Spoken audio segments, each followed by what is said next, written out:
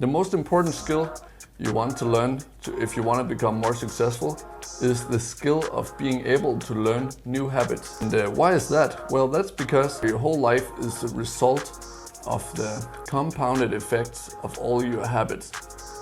This is the compound effect, which is a book about how everything in our life, in each area of your life basically, is the compounded effect of what you've been doing every day without maybe even paying attention to it. Like, for example, your body is the result of your general diet and fitness habits, and your bank account is the result of your accumulated habits for managing your money and how much money you make and how much you spend and all that.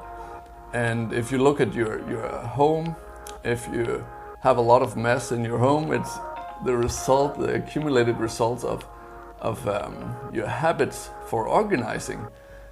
So each area of your life is basically the result of your habits in each area accumulated over time. So if you want to change everything, you have to look at each of these habits and see if you can change them. So how do we do that? So there's actually many good tips, but I'm going to give you 3 of them, okay? 3 tips to change your habits. So probably the number 1 of these tips would be linking habits together. So you it's also called habit stacking. If you think about it, usually after you're done eating, then maybe it's a habit of you to maybe take a glass of water. So that's an example of habit stacking. So the glass of water comes after the food. So another way you could add another habit, a new habit, would be to add it as a link to an already existing habit. So for example, after lunch, if you want to implement a new habit, you could put it right there. So each time after lunch, you will do your new habit, whatever that is, or after breakfast, or after your shower, or something like that. Or first thing in the morning when you wake up, you could also add a new habit. So it becomes linked together. The second tip for creating new habits is something called environment design.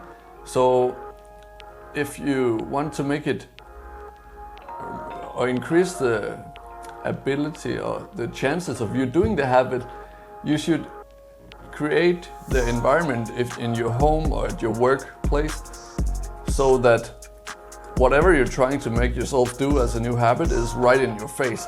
So for example, if you need to do something important or a new habit, you put a reminder of some sort at some place that you look at often, like right in front of you. You put some object or a note or something that just reminds you all the time when to do it and what to do. And the last step is to start small.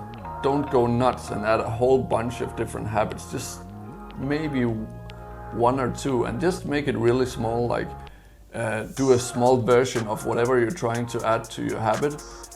Don't go nuts by going really big. Start really small.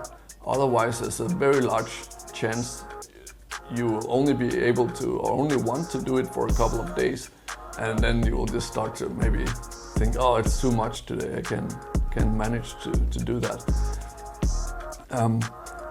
Another this is actually going to be 4th tip for new habit building, is identify the first step of completing the new activity or behavior. Just write down what is the first little step. Like for example, if you want to go to the gym, the first step would be to pack your gym bag. Like just put everything in the bag that you need and throw it into the car. Like that could be step number 1. Identify that will make it a lot easier to get started. It doesn't seem that daunting then.